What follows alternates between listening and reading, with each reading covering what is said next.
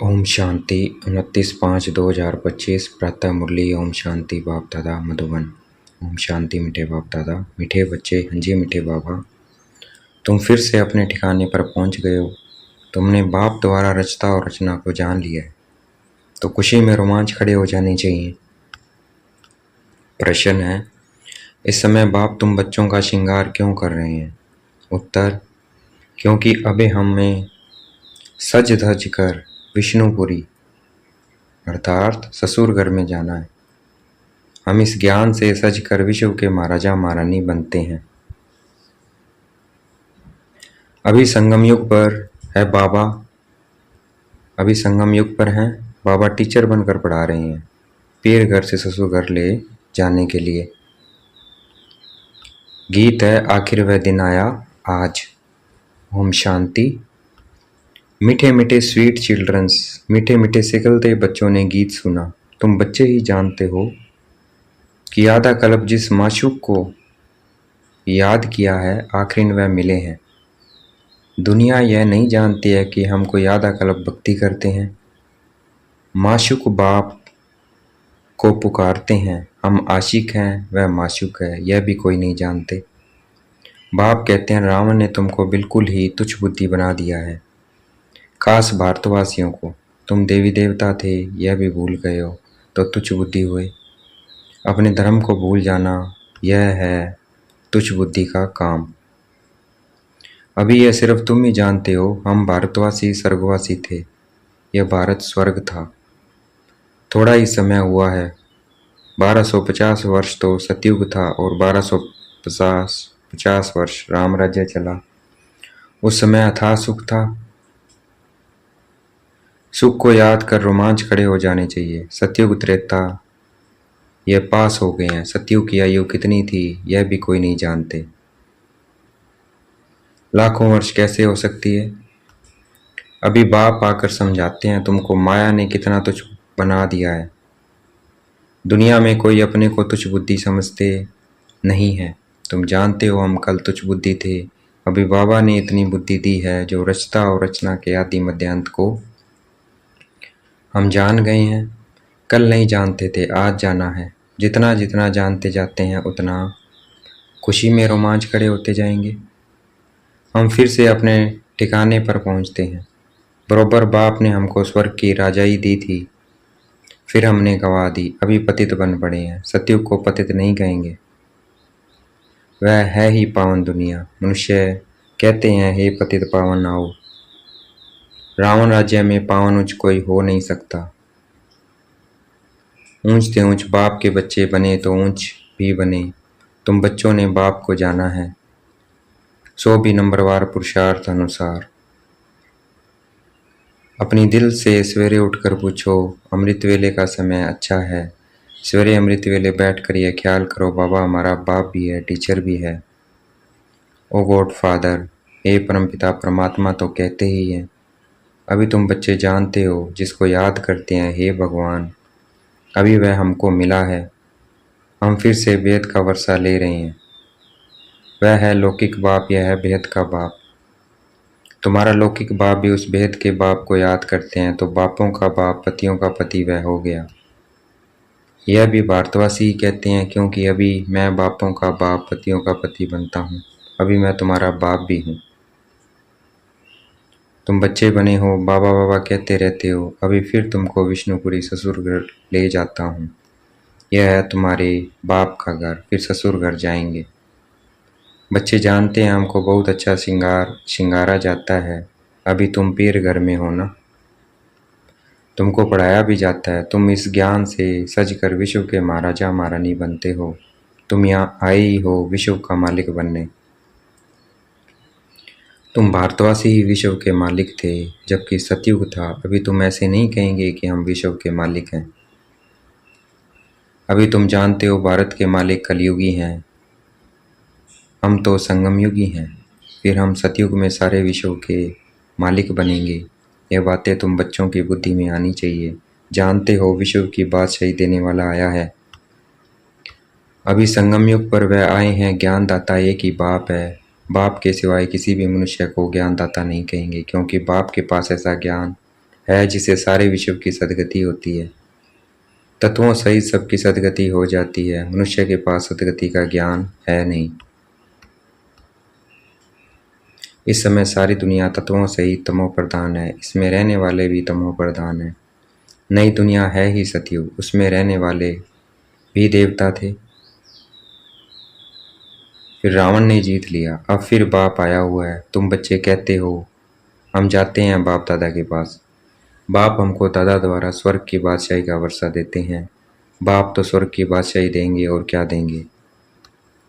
तुम बच्चों की बुद्धि में यह तो आना चाहिए ना, परंतु माया बुला देती है, स्थायी खुशी रहने नहीं देती है। जो अच्छी रीति पढ़ेंगे पढ़ाएंगे वही उच्च पद पाएंगे। गाया भी जाता है सेकंड में जीवन मुक्ति, पहचानना एक ही बार चाहिए ना। सभी आत्माओं का बाप एक है, वह सभी आत्माओं का बाप आया हुआ है, परंतु सब तो मिल भी नहीं सकेंगे, इम्पॉसिबल है। बाप तो पढ़ाने आते हैं, तुम भी सब टीचर्स हो। कहा जाता है ना गीता पाठशाला, ये अक्षर भी कॉमन है। कहते हैं कृष्ण ने गीता सुनाई।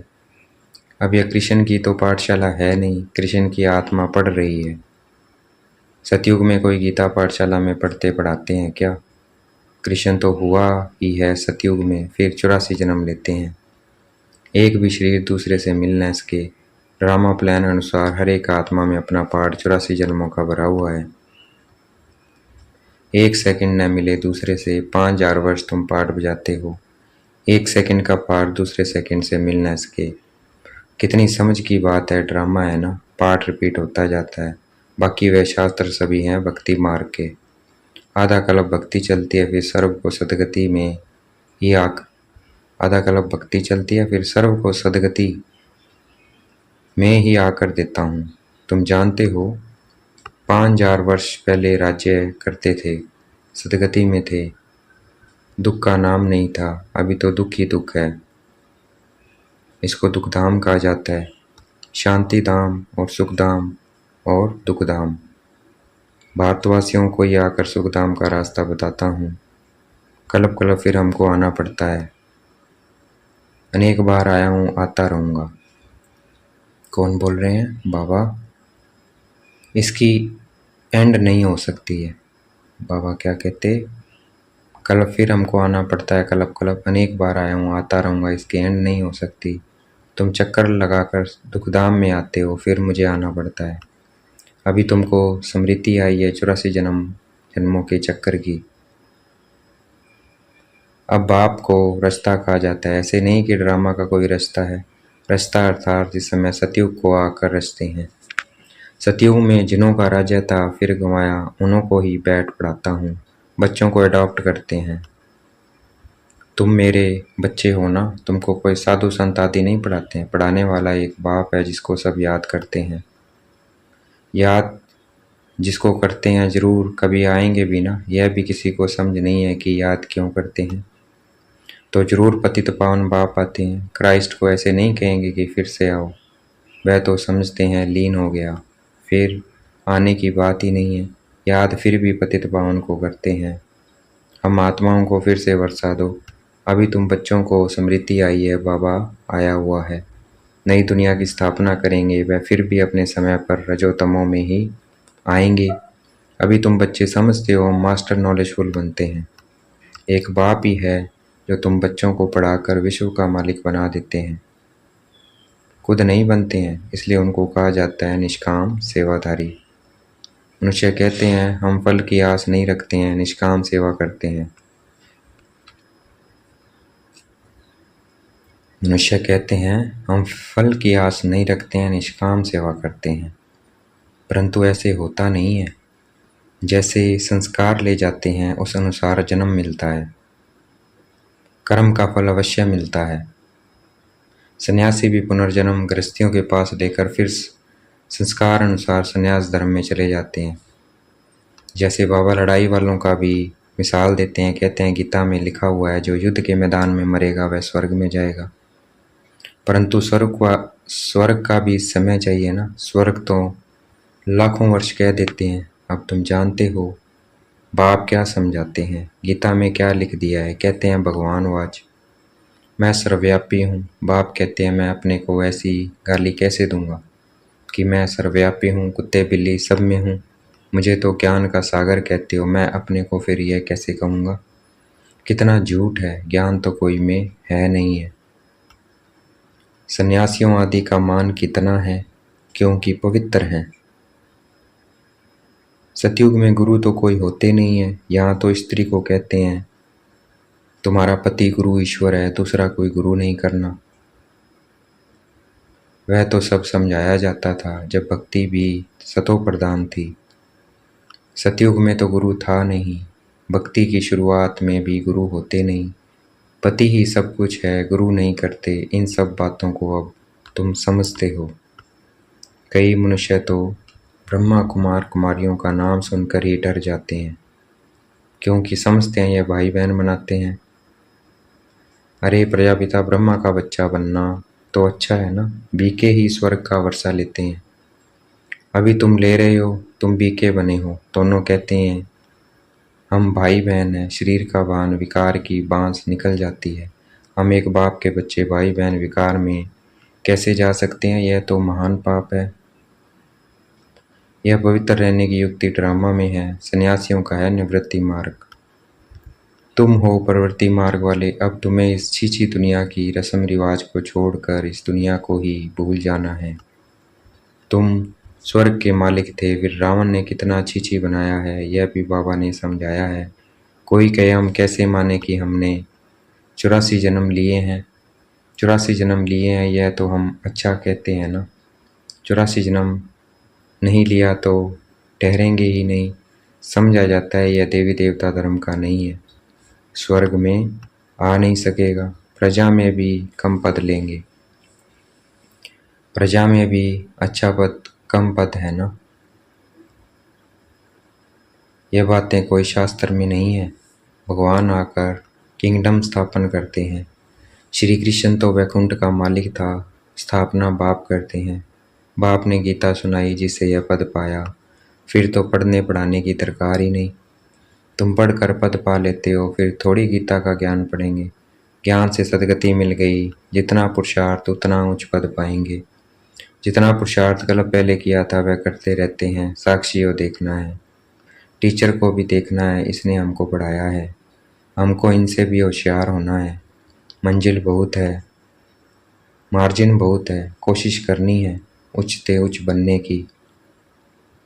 मूल बात है तमो प्रधान से सतो प्रधान बनना, यह समझने की बात है ना।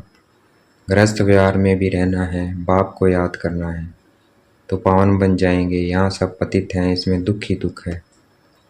सुख का राज्य कब था यह किसी को पता नहीं है। दुख में कहते हैं हे भगवान, हे राम, यह दुख क्यों दिया। अब भगवान तो किसी को दुख देते नहीं है, रावण दुख देते हैं। अभी तुम जानते हो हमारे राज्य में और कोई धर्म नहीं होगा, फिर बाद में और धर्म आएंगे। तुम बल काम भी जाओ, पढ़ाई साथ है, मनमना भाव का लक्ष्य तो मिला है। बाप को याद करो, बाप से हम स्वर्ग का वर्षा ले रहे हैं, यह भी याद नहीं कर सकते। यह याद पक्की चाहिए तो फिर अंतमति सो गति हो जाएगी। अच्छा देखेंगे, बाप दादा याद प्यार दे रहे हैं। मीठे मीठे सिगलते बच्चों प्रति माता पिता बाप दादा का याद प्यार और गुड मॉर्निंग। रूहानी बाप की रूहानी बच्चों को नमस्ते।